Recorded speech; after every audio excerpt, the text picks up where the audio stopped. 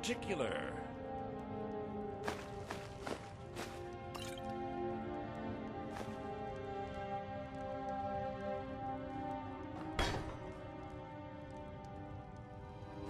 Get your thieving hand!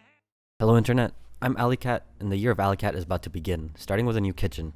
We're going to kick it off with retribution for the only episode I've ever failed, Skyrim. I'm going to make 6 courses from the Skyrim cookbook, and if I don't like the recipe, I'm going to just make my own. We're going to start off on the stovetop with equal parts sugar and water in a saucepan. This is for our moon sugar syrup, idea courtesy of Nerdy Recipes, which includes the magical and out of season ingredient, lavender. The only place I could find this stuff fresh was literally in my old neighbor's backyard. Throw in about a tablespoon or 2 of that, and once it comes to a boil, set it aside and let it steep. First course today is the lavender honey bread, a Nordic loaf that we're going to make starting with half a cup of melted butter, our milk, and some lavender. Also going to throw in some salt and measure out our flour, but don't drop it or this will happen.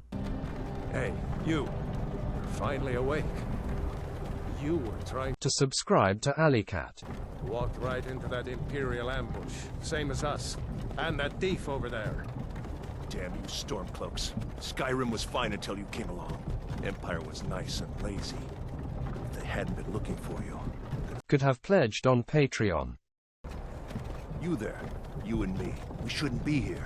It's these Stormcloaks the Empire wants. We're all brothers and sisters in Alleycat. now, thief.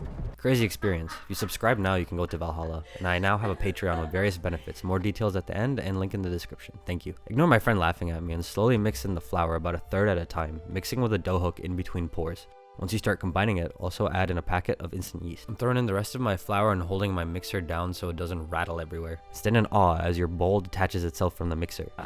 Yeah, I guess. We can put this in the blooper reel behind the scenes. Once it's been kneaded for about 10 minutes and doesn't stick, form it into a ball and let proof until doubled in size. Make sure you place it somewhere warm so it rises properly. Once the dough springs back quickly when poked, form into a loaf and once again let proof in a buttered pan until doubled in size.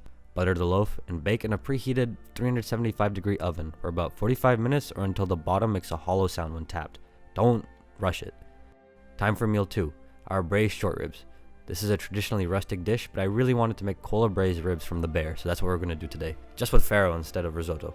Starting off, we're going to make some stock, or amp up your store-bought stock. I'm doing the latter. Peel and roughly chop a few carrots and 2 onions. Crush some garlic and peel some ginger and prep your herbs too. In a pot, I'm heating up 2 cartons of beef stock. Traditionally, it's veal stock, but I don't really care right now, so I'm tossing in our aromatics and topping with some water and letting simmer for a few hours. Onto the actual short ribs, salt and pepper them and throw them into a ripping hot high-wall pot or pan. Once those are browned, I'm throwing in the remaining aromatics, the same stuff used in the stock. Throw in some stock, and this is the point where we're going to smother everything with cola and stock until it just barely comes up the side to cover the ribs. Once it's combined, throw into a 275-degree oven for about 3 hours or a little more based on how you like your meat cooked. Flip the ribs halfway through cooking, and it should slide off the bone and be spoon tender when it's ready. It's time for course 3, elsewhere fondue. And while not traditional, I felt like doing it, so I'm pressing a clove of garlic and half a shallot into a hot, oiled pot, struggling to get it through. Then mixing a tablespoon of cornstarch into half a cup of chicken stock, or you can just use cornstarch and white wine if you want to be traditional. Deglaze the pot. Off the heat, I'm throwing in 4 types of cheeses for this fondue. Gruyere, and my camera died. Well, I used a good Bluecheese, Lavender goat cheese, and some Brie because I like these ones. Add enough and mix on and off the heat until combined into a sauce. Taste and keep warm on the side. We just did a lot, so let's take a breather for a second. See, Roy is sleepy. Okay, back to it. Time for an Argonian shrimp boil. Here, I'm just pre-seasoning my shrimp with lemon and Cajun seasoning, but I really did not like the recipe in the cookbook, so we're about to ad-lib this one. It's going to end up being a type of Cajun shrimp curry, so I'm frying the shrimp separate first so they don't overcook. About 2 minutes on each side. Oh hey, Simon says hi. After you move your cat out of the way, set those aside and deglaze the pan with your beef stock we made earlier. Thicken with a 1-to-1 cornstarch slurry and add in some Cajun, smoked paprika, lemon, and butter. The fork is plastic, by the way, don't kill me. I think the paprika is the difference maker here and adds that nice smokiness you need for this curry. Once the sauce is thickened to where you can drag the spoon through, throw in the shrimp and set aside. I caught Roy sleeping, so I videoed him. Okay, dessert time. We got honey pudding here. I think sweet rolls are overdone, so I wanted to do something new. If you guys want to see those though, I can totally do it for the Patreon. Anyway, separate the yolks from 4 eggs in a bowl. Using the shell-to-shell method or your preferred method, and once those are in, throw in about 4 tablespoons of cornstarch and a tiny pinch of salt. Add in your heavy cream and combine until lump-free. In a saucepan, heat up your milk and vanilla extract. Now comes into the question of the honey. You're gonna want a good quality honey, something wild, and something that'll add depth of flavor to your dish. I also threw in a little lavender syrup since this is a Cajun dish, and they love their cracked sugar. Once at a simmer, kill the heat and add in the honey. Slowly mix it into your eggs, being careful to constantly stir so you don't scramble them. Once they're tempered, pour in the rest of the milk and return to the heat. Fish out your spoon that you dropped in and keep stirring until it's thickened. This is the point where you'd strain it, but I had to wait till the next day to do so, unfortunately, because I forgot to get a strainer when I moved. But once it's cool enough to go in the fridge, place plastic on the surface of the pudding to avoid developing a skin, cover it, and throw it in. Refrigerate that cracked slop overnight. Time to finish the ribs. We're going to separate the solids from the liquids, setting the ribs aside and letting the fat separate from the broth. Keep in the fridge until the fat solidifies and proceed to scoop it off like so. You can use this for other dishes, it's beef tallow, it's pretty nice.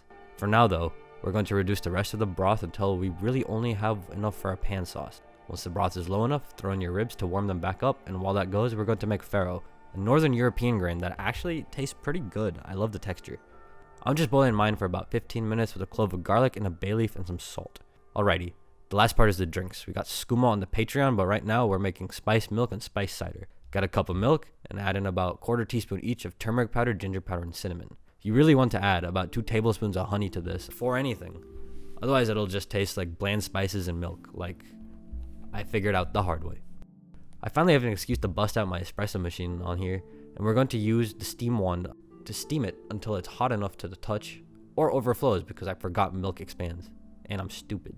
Next up is the cider. Simple drink. I'm going to use apple cider, cinnamon, nutmeg, and a little bit of lavender syrup. I used a steaming pitcher here because it looked better than the cup I was using before. Also, I could pour stuff out of it. Steam till hot to the touch, and now we're ready to plate everything. I'm going to set everything up and ice the loaf with some powdered sugar and lemon glaze. Just combine a teaspoon of lemon juice to a 1/4 cup of powdered sugar and then tweak both until you get the consistency you want.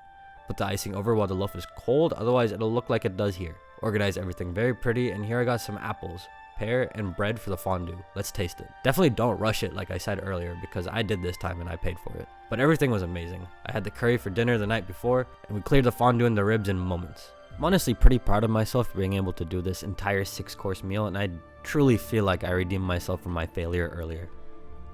Now it's time to go play Skyrim on my PS6 while I wait for Elder Scrolls 6 in the year 2027.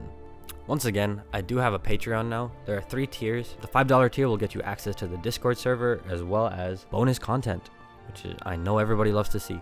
So I appreciate the support, and the year of Alleycat is about to begin. Thank you for watching.